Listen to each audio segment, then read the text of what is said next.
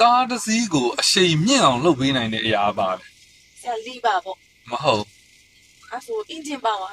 မဟုတ်လူတွေများစွာအဲ့လိုပဲဖြေလိုက်မယ်လီပါတို့အင်ဂျင်ပါဝါတို့ဖြေလိုက်မယ်မဟုတ်လို့ပြောရဆိုရင်ဂီယာတွေနော်ဂီယာပေါက်တွေအင်ဂျင်ဝိုင်းတွေဓာတ်ဆီတွေတာယာတွေကားမျိုးစားအဲ့လိုဖြေလိုက်မယ်တကယ်လည်းအဲ့ဒါဘာတစ်ခုမှမဟုတ်ကားတစ်စီးကိုအရှိန်မြင့်အောင်လုပ်ပေးနိုင်တဲ့တစ်ခုသေးတော့အရာဘရိတ်ပဲ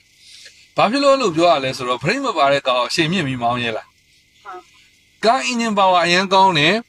လီပါလည်းအရင်ကောင်းတယ်လမ်းလည်းအရင်ဖြူတယ်အဲ့ကားမှာဘရိတ်မပါအောင်ဆိုရင်မောင်းတဲ့သူအရှိန်မြင့်ပြီးမောင်းရဲပါမလား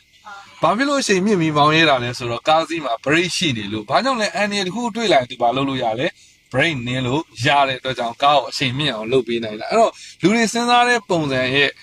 ကွဲထွက်တဲ့ပုံစံတစ်ခုကျွန်တော်စဉ်းစားဖို့လိုတယ်ဆိုတဲ့အရာကိုပြောချင်တာဒါကြောင့်မလို့လူရဲ့ဘဝမှာလည်းထိုနည်း၎င်းပဲလူတစ်ယောက်ရဲ့ဘဝကို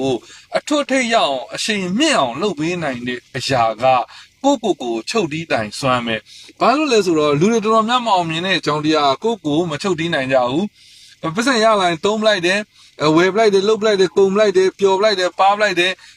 နေရာလေးတစ်ခုရလာရင်လည်းကောင်းလေးကျယ်လာလိုက်တယ်အသိပညာလေးတစ်ခုတက်လာရင်ဆရာကြီးတွေလှုပ်လိုက်တယ်ပတ်စံလေးနည်းချမ်းသာလာရင်သုံးဖြုံးနေမယ်ပျော်ပါနေမယ်ကိုထိန်းချုပ်နိုင်တဲ့အရေးချင်းမရှိဘူးဆိုရင်အဲ့လူတယောက်ရဲ့အထွတ်ထိပ်ကိုလုံးဝမရောက်ပေးနိုင်ဒါကြောင့်မလို့ကားဘလောက်ကောင်းဘရိတ်မရှိရင်အဲ့ကအရှိန်နဲ့အရှိကိုရောက်မှာမဟုတ်ဘူးအရှိန်နဲ့အရှိကိုမောင်းမယ်ဆိုရင်တော့အဲ့ကကြောက်တဲ့ကြသွားလိမ့်မယ်အဲ့လိုပဲလူတယောက်ကလည်းကိုထိန်းချုပ်နိုင်တဲ့အရေးချင်းမရှိဘူးဆိုရင်သူဘရောမှအရှိန်တင်လို့ရမှာမဟုတ်ဘူးအကေထိန်းချုပ်နိုင်စွမ်းမရှိဘဲနဲ့အရှိန်တင်လိုက်မယ်ဆိုရင်လည်းအဲ့လူဘဝပြတ်သွားလိမ့်